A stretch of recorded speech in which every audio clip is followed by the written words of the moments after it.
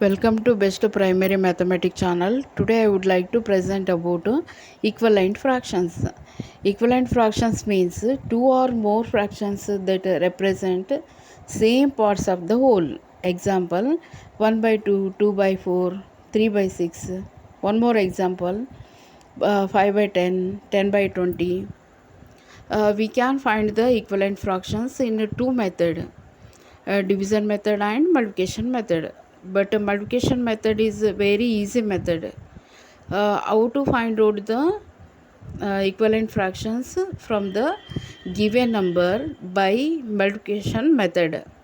Here except one, we should multiply the given number begin from 2. Why except 1? Because when multiply by 1, we get the same given number. So we should numerator and we should multiply numerator and denominator of the given number begin from 2. Okay, and how to cross check and how to verify the equivalent fractions, how to conclude these are equivalent fractions or not. We should cross multiplication the given number, given equivalent fractions.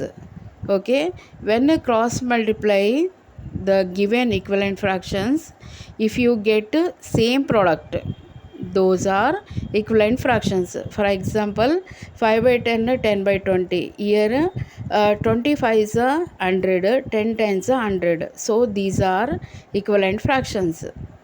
One more example 2 by 3, 4 by 5.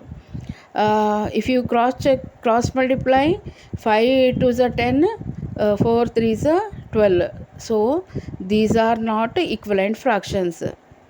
When we cross multiplication of the given equivalent fractions, if you get same product, those are equivalent fractions.